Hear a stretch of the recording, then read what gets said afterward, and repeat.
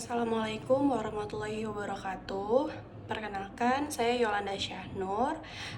Di sini saya ingin mempresentasikan tentang materi yaitu yang berjudul Aspek Pasar dengan mata kuliah Studi Kelayakan Bisnis.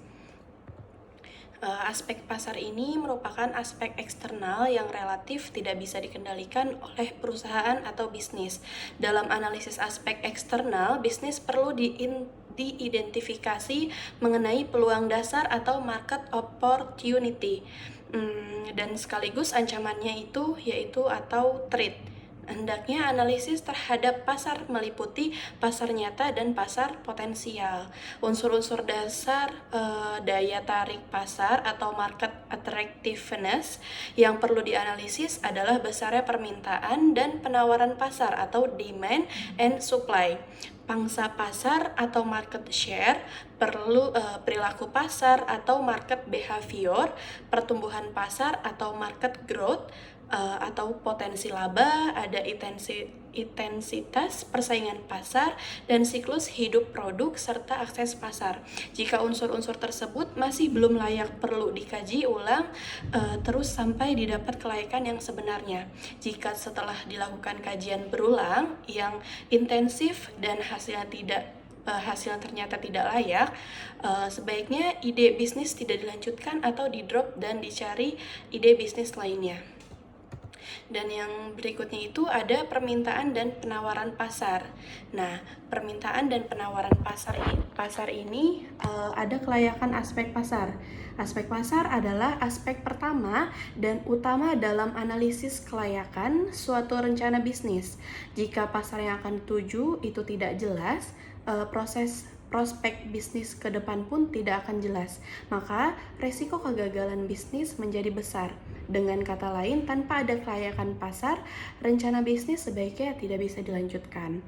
Dan yang kedua ini adanya permintaan atau demand. Dari perspektif pemasaran itu ialah keinginan akan produk-produk tertentu yang didukung oleh kemampuan untuk berbayar. Dan dari perspektif ekonomi dapat kita artikan jumlah barang yang dibutuhkan oleh konsumen dengan kemampuan untuk membeli pada berbagai tingkat harga pada suatu waktu tertentu. Dan yang ketiga ini ada penawaran dapat diartikan sebagai berbagai kuantitas barang yang ditawarkan pada berbagai tingkat harga pada waktu tertentu. Dan di sini ada beberapa faktor.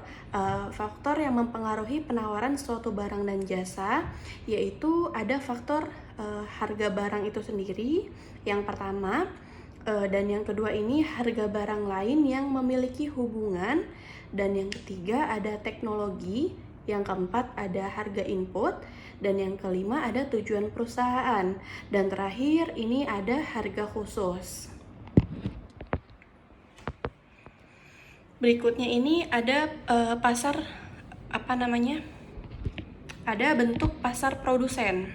Nah, ada bentuk pasar produsen ini ada dua, yaitu ada pasar persaingan sempurna dan ada pasar monopoli. Pasar persaingan sempurna itu jumlah produsen dan banyak juga yang kecil-kecil. Tingkat persaingannya itu tinggi. Produsen dan konsumen dapat menjual dan membeli beberapa saja tanpa ada batasan. Nah, yang kedua ini ada pasar monopoli. Dan pasar monopoli ini jumlah produsen atau penjual tunggal, tidak ada barang substitusinya. Harga dikendalikan oleh produsen atau dikendalikannya oleh penjual, seperti itu. Dan ini ada juga bentuk-bentuk pasar konsumen. Bentuk-bentuk pasar konsumen ini ada 4. Ada pasar konsumen, pasar industri atau bisnis, pasar penjual kembali atau reseller, dan ada pasar pemerintah.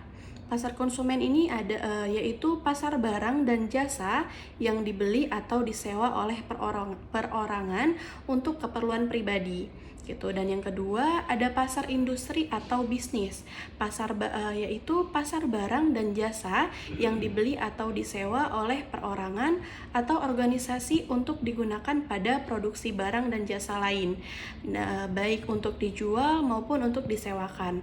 Nah, yang ketiga adanya pasar penjual kembali atau yang bernama reseller, yaitu pasar yang terdiri dari perorangan atau organisasi pedagang menengah seperti dealer, distributor, grosir, agensi, dan retailer. Dan yang terakhir ini ada pasar pemerintah.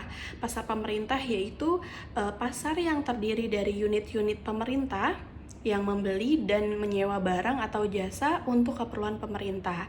Mungkin segitu aja yang saya bisa sampaikan. Untuk presentasi ini saya akhiri, kurang lebihnya mohon maaf. Assalamualaikum warahmatullahi wabarakatuh.